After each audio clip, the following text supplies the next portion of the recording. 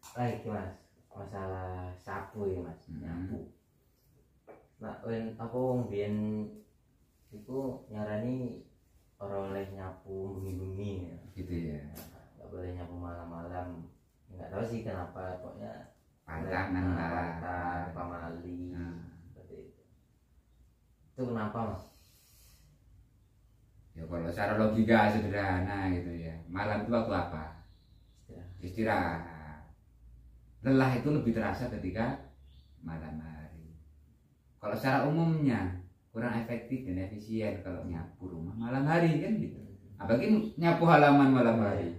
Kata orang apa-apa nanti kan. Ya. Tapi nggak mungkin toh. Hanya sebatas itu maknanya. Nggak mungkin kok sampai sekarang sampai diwanti-wanti. Pasti ada apa di balik itu. Kan gitu. Nyapu itu lakukan bersih. Malam itu waktu untuk tenang, untuk lakukan yang lainnya. Maka lakukan bersih-bersih juga itu ada saatnya, di mana kita melakukan pembersihan, di mana kita menikmati bersih, sehingga kembali mengenali kotor. Tak jemu-jemu senantiasa bersih-bersih. Ya jangan dimaknai hanya sebatas itu aja toh, duniawi saja. Lalu itu seratan kok. Namanya seratan itu suratan. Surat ada nggak yang tertuju? Pasti namanya surat tertuju. Kalau kita hidup di dunia, selama di dunia berarti tujuannya bukan hanya duniawi, akhirat juga. Bahkan ada undang-undang gini, itu berlaku hanya untuk santri. Kalau pelajar, jangan tegur anaknya, jangan nyapu malam-malam. Nah kalau kamar pelajarnya kotor, nggak boleh disapu gitu. Makanya kalau kita hanya hentikan maknawinya, maknanya itu babakan duniawi, berbenturan satu dengan yang lainnya, seolah-olah pikukuh itu nggak zamannya atau nggak berkesesuaian, kan gitu. Ayo coba kita renungkan kenapa. Nyapu lakukan bersih-bersih. Yang untuk membersihkan hati itu loh. Ini kan gambaran hati, ya. Itu ya harus pas toh, harus siap toh. Juga cahaya utamanya di situ, pencahayaannya. Cahayanya itu harus pas. Siang sebagai sebuah gambaran di mana gerak kita, kemauan kita, energi kita itu berpadu, cukup syarat. Panasnya matahari kan pengaruh. Maknanya apa? Kalau ingin lakukan bersih-bersih itu harus jiwa raga. Benar-benar semuanya. Jangan cuman hanya akalnya aja, harapannya saja. Jangan cuma niatannya saja. Ya. Maknanya apa lagi? Harus pada tempat yang tepat, waktu yang tepat, guru yang tepat, pengarah yang tepat. Nah terus nyapunya jangan hanya babakan duniawi. Yang penting bersih lah. Orang itu lakukan sehari-hari, setiap saat dikerjakan oleh siapapun di dunia ini. Manawi ya kan? Ada seratan di balik lakukan nyapu itu. Maka yang kita bilang jangan nyapu malam hari. Itu berlaku untuk semua, tapi pada hakikatnya. Kalau ingin bersihkan diri, jangan digelap-gelap. Nah kamu mau baik kok di tempat nggak baik. Gitu lah.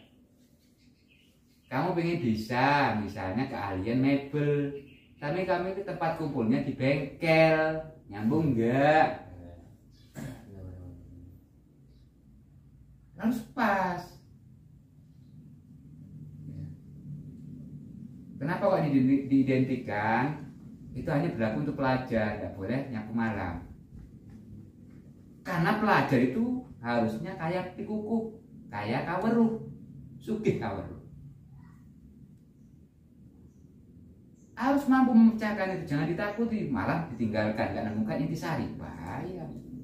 Sementara wajib bersih tempat belajarmu. Gimana mau belajar fokus kalau nggak bersih? Kalau ditahu ada kotornya harus segera ditindak supaya fokus belajarmu, toh. Cuma kalau kamu berhenti memanainya itu di situ, ya udah, nggak dapat seratannya, hilang suratannya, tujuannya. Maka untuk pelajar itu kan jangan lakon bersih-bersih diri di kegelapan. Namanya pelajar di mana duduknya, Nak? Pelajar tuh manggonnya wayahnya kemana, di mana?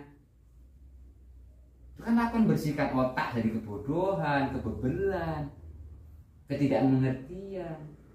Maka kalau nyapu diri, nyapu untuk menemukan kotornya diri sehingga bisa disisihkan, ditempatkan pada tempatnya. Karena namanya pelajar itu orang yang mencari ya, masih labil, maka cukup pencahayaan, cukup suasananya, cukup medianya, mendukung semua. Keluarga harus dukung, lingkungan harus dukung, gurunya harus dukung, materi belajarnya harus dukung. Makanya jangan nyapu kalau pelajar itu malam-malam, nggak boleh. Untuk membuang kebodohannya harus cukup syaratnya.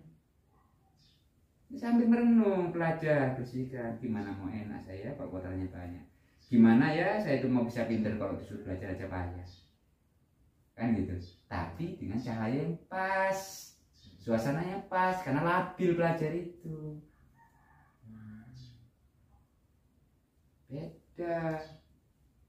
Sama ibu-ibu beda, sama bapak-bapak beda. Udah siap mental mereka. Kalau belajar harus pas dong segala sesuatunya. Jadi kenapa kok ini dikhususkan hanya untuk pelajar saja, nggak boleh pantangan? Ya jangan berhenti di situ. Coba reduksi, hayati. Kenapa ada seratan di balik nyapu, lakon nyapu itu tadi? Ya, repot kalau cuma dihentikan makna-makna di dunia saja, repot. Dan tidak mungkin Tuhan itu menurunkan pekerjaan, menurunkan lakon kalau nggak dipahami manusia tujuannya. Tidak mungkin.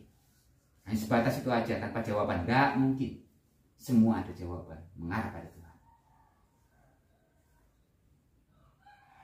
Kan gitu. Sama halnya kalau belajar jangan belajar di tempat duduk. Kan gitu ya. Nah, saya punya cuma damar ublik. Nggak boleh apa? Ini nggak gitu maknanya. Kalau nyari ilmu sumber itu yang jelas, sing cetok, sing jelas, sing nyata bisa dipelajari, bukan pakai remang-remang, raba-raba. Kamu ingin membersihkan hati kamu, tapi di diskotik misalnya, pas enggak? Sama pelajarnya, aku malam hari, gitu lah. Kamu ingin belajar ngaji, tapi kami ngomong kok yang kamu tuju tempatnya di warung pinggir jalan, yang unen-unennya lain, tentang miras, tentang sabu. Ya nggak boleh nyapu malam kayak gitu. Ya, sebenarnya tidak hanya belajar, semuanya berlaku, termasuk kita yang udah nggak sekolah ini.